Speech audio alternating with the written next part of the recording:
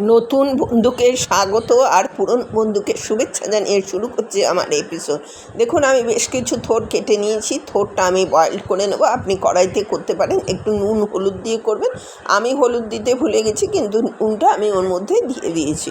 আর খেয়াল রাখবেন রান্নার সময় নুনটা কোথায় কীভাবে দিচ্ছেন।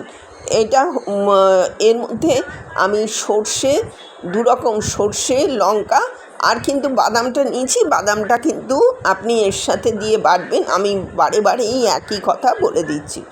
এটা আমি করব আজকে থোড় বাটা। কীভাবে থোড় বাটাটা করবেন সেইটা আমি দেখিয়ে দিচ্ছি। এই সর্ষেগুলো আপনার বেটে নেবেন, আর সাথে কাঁচা রোস্টেড বাদাম দেবেন, এই চিনে বাদাম, তাহলেই হবে। আর থোড়টা বাটা হয়ে গেছে। কড়াতে তেল দিয়ে দিয়েছি, তেল দিয়ে কালো জিরা দেবো। কালো জিরা কিন্তু খুব সেনসিটিভ, মানে কালো জিরা খুব অল্প সময় হয়ে যায়। সব ফোড়নের মধ্যে কালো জিরা খুব তাড়াতাড়ি হয়ে যায়, তাই জন্যে দিয়েই এটা সঙ্গে সঙ্গে তুলে দেবে। এবার থোড়টা আমি যথারীতি তুলে দিলাম। এর মধ্যে নুন, হলুদ আর দিয়ে আমি এটাকে কষতে থাকবো। বাই দ্য ওয়ে, আমি নূপুর, আপনারা দেখছেন smile with Nupur and Tania. Please একটু সাবস্ক্রাইব করে দেবেন, বেল আইকনটা টিপতে ভুলবেন না, লাইক শেয়ার করে পাশে থাকবেন। নিত্য নতুন যখনই রেসিপি আপলোড করব আপনাদের কাছে যথাসময়ে এটা পৌঁছে যাবে। দেখুন, আমি এটাকে আবার ফিরে এলাম রান্নায়। আমি এটা হলুদ দিয়ে দিয়েছি, নুন দিয়ে দিয়েছি। এবার এটাকে কষাতে শুরু করছি। আর এর মধ্যে অবশ্যই চিনি দেবেন। চিনিটা বাধ্যতামূলক, কারণ নিরামিষ রান্নায় চিনিটা ভীষণ ভালো লাগে। আর একটু লঙ্কার গুঁড়ো দিয়ে দেবেন, দিয়ে এটাকে কষাতে থাকবেন।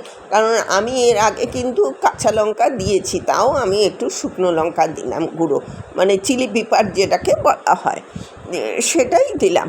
এবার আপনারা এইটাকে ভালো করে আমি এটাকে নেড়ে নেড়ে এটা জলটাকে শুকিয়ে নেব। যেই জলটা একটু হয়ে যাবে, ওই যে সর্ষে, দুরকম সর্ষে, কাঁচা লঙ্কা আর ওর মধ্যে রোস্টেড বাদাম দিয়ে আমি এটাকে করেছি, বেটে রেখেছি, ওটা দিয়ে দিলাম। আর কিছু নারকেলটা দিয়ে দিলাম। দিয়ে এবার এটাকে কষাতে শুরু করব। কষাতে কষাতে এটা যখন ড্রাই হয়ে আসবে তখন আমার এটা রেডি হবে। এর মধ্যে 3টে কাঁচা লঙ্কা দিলাম। দেখুন, প্রায় হয়ে গেছে রান্নাটা, থোড় বাটা। এইটাকে এবার গ্যাসটাকে আমি নিভিয়ে দেবো। এটাই ওর ইউএসপি। গ্যাসটাকে নিভিয়ে আমি কিছুটা কাঁচা সর্ষের তেল দিয়ে দেবো। অবশ্যই গ্যাস নিভিয়ে কাঁচা সর্ষের তেল দেবেন।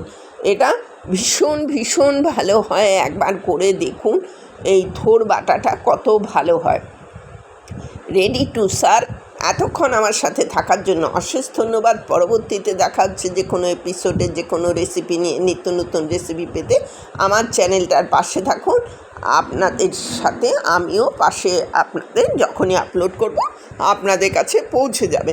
এরকম বিভিন্ন ধরনের একই জিনিসের বিভিন্ন রকমের রেসিপি, ধরুন এই থোড় দিয়েই 5 রকম, 6 রকম, 7 রকম, 8 রকম, সব রকম আপনাদের দেখাতে পারবো।